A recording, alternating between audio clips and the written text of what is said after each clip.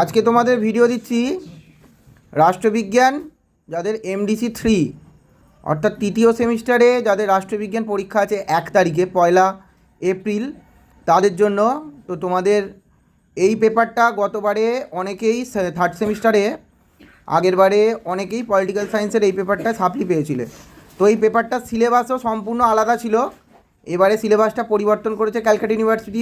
পরিবর্তন করে তোমরা ধরতে গেলে যারা সাপ্লি পরীক্ষা দেবে তারা সম্পূর্ণ নতুন সিলেবাসে পরীক্ষা দেবে, প্লাস যারা নতুন তো থার্ড সেমিস্টারের রয়েছে এমডিসি 3 মানে পলিটিক্যাল সায়েন্স যাদের মেন পেপার তাদের এমডিসি 3, আর এবং যারা সাপ্লি পরীক্ষা দেবে তাদের এমডিসি 3। তোমাদের সিলেবাস হচ্ছে পলিটিক্স ইন ইন্ডিয়ান স্ট্রাকচার অর্থাৎ ভারতের গঠনমূলক রাজনৈতিক ব্যবস্থা। তো তোমাদের এখান থেকে প্রত্যেকটা মডিউল থেকে অর্থাৎ মডিউল 1 এবং মডিউল 2 থেকে 15 নম্বরে 3টে করে প্রশ্ন আসবে। তোমাদের 2টো করে প্রশ্নের অ্যান্সার লিখতে হবে এবং 2টো মডিউল মিলিয়ে 5 নম্বরের প্রশ্ন 6টা আসবে বা 5টা আসবে। তোমাদের 3টে প্রশ্নের উত্তর লিখতে হবে। তো 2025-এ তোমরা যেহেতু পরীক্ষা দেবে পলিটিক্যাল সায়েন্স তো এমডিসি 3, তো সেই অনুযায়ী তোমাদের মডিউল 1 থেকে আমি 5টা প্রশ্ন রেখেছি এবং মডিউল 2 থেকেও তোমাদের জন্য 5টা প্রশ্ন রেখেছি। যে প্রশ্নগুলো তোমাদের জন্য আমি মোস্ট ইম্পর্টেন্ট হিসাবে রেখেছি সেই প্রশ্নগুলো তোমরা একটু দেখে নাও। এবং পরীক্ষার তো আর বেশি দিন বাকি নেই, তো অতএব সেই মতো আমি আমার হোয়াটসঅ্যাপ গ্রুপে যারা আছো এই ভিডিও যারা দেখছো তারা অনেকেই আমার স্টুডেন্ট, প্লাস আমার হোয়াটসঅ্যাপ গ্রুপে অনেকেই অ্যাড হয়ে আছো। আমি তাদেরকে বিগত 1 মাস আগে ভয়েস মেসেজ করে সমস্ত ফাইনাল সাজেশান পরীক্ষার রুটিন দেওয়ার সঙ্গে সঙ্গেই দিয়ে দিয়েছিলাম।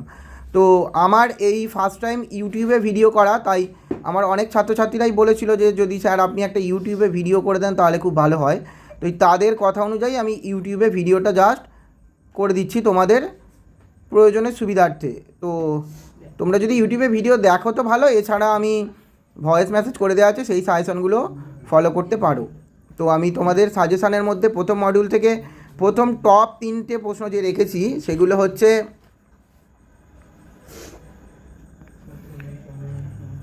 ভারতের দলব্যবস্থার প্রধান বৈশিষ্ট্যগুলি আলোচনা করো। সবার প্রথমে এই প্রশ্নটা রেডি করবে। তারপর ভারতের যে কোনো একটি জাতীয় রাজনৈতিক দলের মতাদর্শ কর্মসূচি হতে পারে। ভারতের যে কোনো একটি জাতীয় দল অর্থাৎ হয় বিজেপি বা ভারতের জাতীয় কংগ্রেসের মতাদর্শ এবং কর্মসূচি আলোচনা করবে। যদি এই প্রশ্নটা এরমভাবে আসে পশ্চিমবঙ্গের যে কোনো একটি দলের রাজনৈতিক দলের মতাদর্শ এবং কর্মসূচি, তখন সেই ক্ষেত্রে কিন্তু তোমরা মার্ক্সবাদ অর্থাৎ সিপিএম এবং টিএমসি করবে। কেমন? আর নেক্সট করো, তাহলে এটা হলো 2 নম্বর প্রশ্ন। 3 নম্বর প্রশ্ন, ভারতের রাজনীতিতে শ্রমিক সংগঠনের ভূমিকা আলোচনা করো এবং ভারতের রাজনীতিতে ব্যবসায়িক গোষ্ঠীর ভূমিকা আলোচনা করো। এই 4টে প্রশ্ন ছাড়াও তোমরা আর একটা প্রশ্ন দেখে রাখো,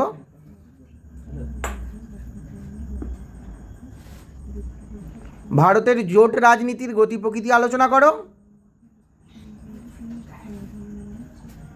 আর রাজনৈতিক দল ত্যাগ বলতে কী বোঝো এর কারণ এবং রোধের প্রচেষ্টাগুলি আলোচনা করো। এই কয়েকটা প্রশ্ন তোমরা মডিউল 1 থেকে খুব ভালোভাবে রেডি করো এবং মডিউল 2 থেকে তোমরা রেডি করো ভারতের নির্বাচনী সংস্কার সম্পর্কে একটি টিকা বা প্রবন্ধ লেখো।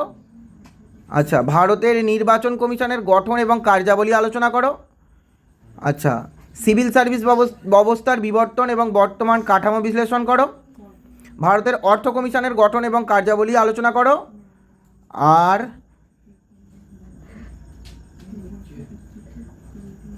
ভারতের আন্তঃরাজ্য পরিষদের গঠন এবং কার্যাবলী আলোচনা করো।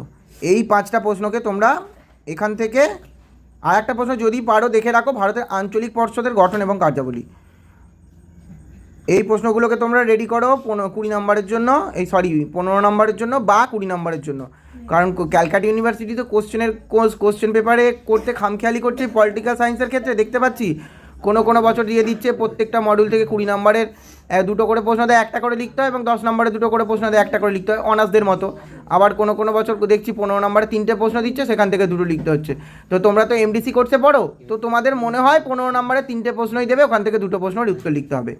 আর 5 নম্বরের জন্য তোমরা রেডি করো, 5 নম্বরের যে 5টা প্রশ্ন আসবে সেখান থেকে 5 নম্বরের জন্য তোমরা খুব ভালোভাবে রেডি করো ভারতের জোট রাজনীতির সাম্প্রতিক প্রবণতা, ভারতের নির্বাচন কমিশনের ক্ষমতা, ভারতের নির্বাচন কমিশনের কার্যাবলী। বড় প্রশ্ন করছো তোমাদের ওখান থেকে হয়ে যাবে। ভারতের দল ব্যবস্থার বৈশিষ্ট্য, পশ্চিমবঙ্গের যে কোনো একটি দলের কর্মসূচি অর্থাৎ টিএমসি দলের কর্মসূচি। আচ্ছা, ফিকি, FICCI, INTUC এই দুটো টিকা। আন্তঃসরকারি ফোরাম টিকা, অর্থ কমিশন টিকা, এগুলো বড় প্রশ্ন করে রাখছো, টিকা হিসেবে তোমরা পারবে। ভারতের জাতীয় কংগ্রেসের মতাদর্শ, আর ভারতের রাজনীতির সমস্যা, আর ভারতের রাজনীতিতে কৃষক শ্রেণীর ভূমিকা। আর একটা প্রশ্ন বলে রাখি, ভারতের নির্বাচনী কমিশনের সংস্কার। এই কটা প্রশ্নকে তোমরা যারা MDC 3 পলিটিক্যাল সায়েন্স পরীক্ষা দেবে 1 তারিখে, তারা এই কোশ্চেনগুলোকে খুব ভালোভাবে দেখে যাও বা রেডি করে যাও। আমি তোমাদের সিওরিটি দিচ্ছি, এখান থেকেই তোমরা 100% কোশ্চেন কমন পাবে। তো এই পর্যন্তই আমি এখানে আমার ভিডিও শেষ করছি। এবার পরবর্তী ভিডিওতে আবার তোমাদের কোনো সাবজেক্টে সাজেশান নিয়ে আলোচনা করব।